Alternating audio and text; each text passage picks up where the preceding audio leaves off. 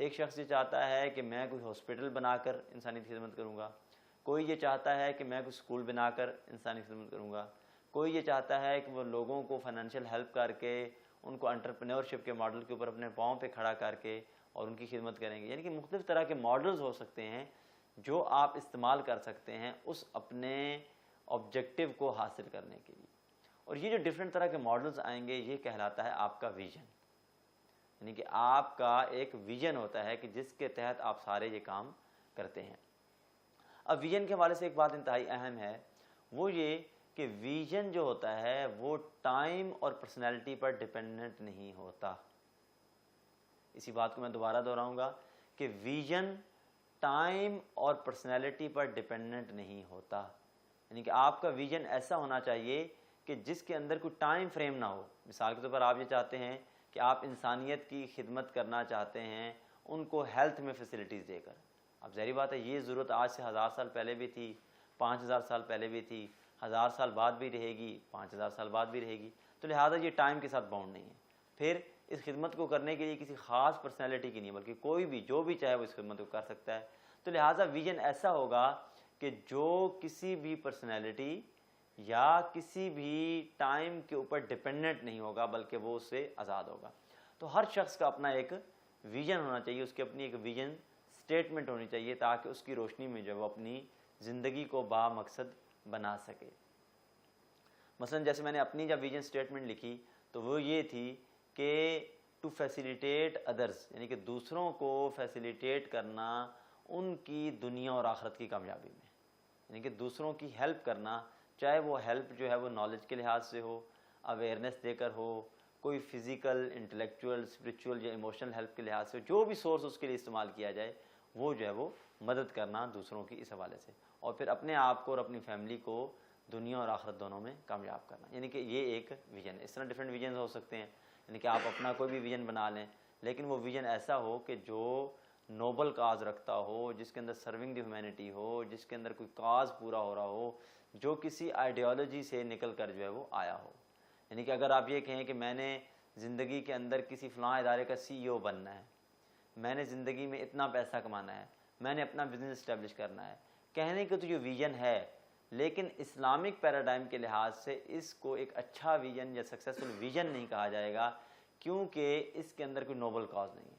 تو لہٰذا ویژن کے اندر کچھ پراپرٹیز ہونی چاہیے، کچھ اس کی کوالیفیکیشنز ہونی چاہیے جو اس میں موجود ہونی چاہیے، جو اس کے اندر پائی جانی چاہیے. پھر اس کے بعد یہ ہے کہ جب آپ ویژن کی بات کرتے ہیں تو پھر اس ویژن کی روشنی میں آپ اپنی ساری زندگی کو، سارے ریلیشنز کو جو ہے وہ ڈیزائن کرنے کی کوشش کرتے ہیں.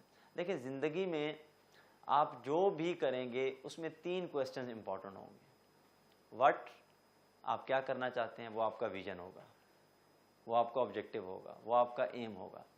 وائی، کیوں کرنا چاہتے ہیں، کیا وجہ کیا ہے اس کی کرنے کی، تو وہ آپ کا پرپز ہوگا کہ کس وجہ سے وہ آپ کام کرنا چاہتے ہیں، اس کی ریزن کیا ہے. اور اگر آپ 5 وائی کا اچھا جواب دے سکتے ہیں تو اس بات کی دلیل ہوگی کہ آپ کو اپنے آبجیکٹیو، ویژن اور ایم کے بارے میں کلیئرٹی ہے. یعنی کہ اگر آپ سے پوچھا جائے کہ آپ ایجوکیشن کیوں حاصل کر رہے ہیں تو آپ کہیں جی کہ میں حاصل کر رہا ہوں نالج کے لیے. نالج کیوں گین کر رہے ہیں، تاکہ جو ہے وہ میں پیسہ کما سکوں. پیسہ کیوں کما رہے ہیں، تاکہ مجھے خوشی ملے.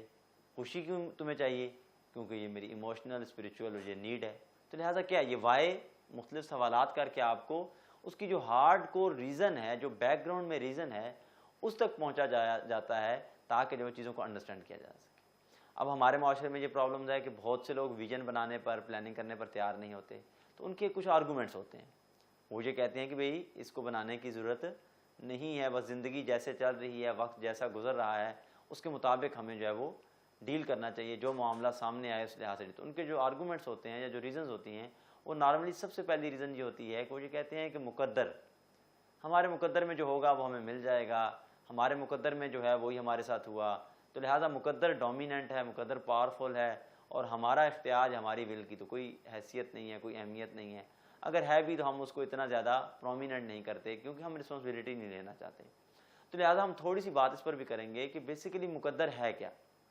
یہ بہت اہم کوسچن ہے کہ مقدر سے مراد کیا ہے، مقدر کی تعبیر اصل میں کیا ہے، اور ہم کیونکہ مقدر کی فلسفی ہماری اسٹرینتھ بھی ہو سکتی ہے اور ہماری ویکنس بھی ہو سکتی ہے.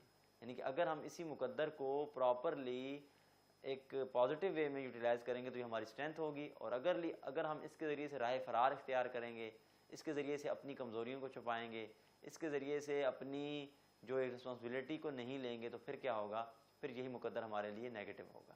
تو مقدر کے میں اگر آپ کو 2 لفظ کہوں تو اس سے بہت آسانی سے سمجھا سکتا ہے کہ مقدر بیسیکلی نام ہے فریم ورک کا, مقدر نام ہے لمیٹیشن اینڈ ڈومین کا, کہ اللہ تعالیٰ نے انسان کو جس فریم ورک میں رکھا ہے اس فریم ورک میں رہتے ہوئے اس نے اپنی قوت اختیار کو استعمال کرنا ہے, یہ اس کا فریم ورک جو ہے وہ مقدر ہے.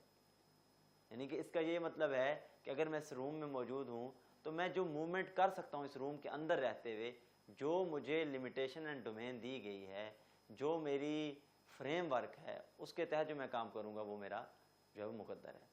اصل میں ہمارا مسئلہ کیا ہے کہ ہم زیادہ تر چیزیں مقدر میں جب ڈسکس کرتے ہیں تو ہم اللہ تعالیٰ کی ذات کے افعال کو, اس کی صفات کو سمجھنے کی کوشش کر رہے ہوتے ہیں, حالانکہ زیادہ فوکس ہمارا ہماری اپنی قوت اختیار پر, ہمارے ایکشنز پر ہونا چاہیے کہ ہماری فری ول کیا ہے.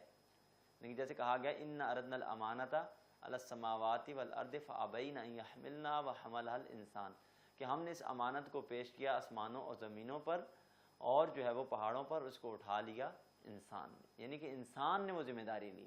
تو لہٰذا جو امانت ہے اسی کو دی جاتی ہے کہ جو اس امانت کو اٹھانے کی صلاحیت رکھتا ہے, اہلیت رکھتا ہے اور اس کا اختیار رکھتا ہے, اور اس کے بارے میں کچھ پازیٹیو یا نیگیٹو وہ کر سکتا ہے, تو تبھی اس کو وہ اختیار کی قوت جو ہے وہ دی جاتی ہے.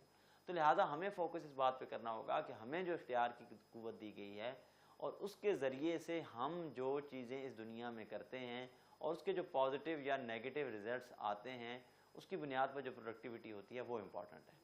تو لہٰذا پہلی بات یہ کہ ہمیں مقدر کو صحیح طرح سے سمجھنا ہوگا کہ مقدر کی بنیاد کے اوپر کہیں ہم راہ فرار اختیار نہ کریں, اپنی ذمہ داریوں سے جی نہ چرائیں, اور کہیں ہم پلاننگ یا ویژننگ کرنے میں اپنے آپ کو روک نہ دیں, کہیں اور ہم ناکامی کا شکار جو ہے وہ نہ ہو جائیں.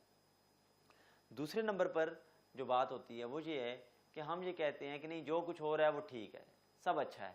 ہم اکیلے میں جا کے, لونلینس میں جا کے کبھی بھی بروٹل فیکٹس کو فیس نہیں کرنا چاہتے.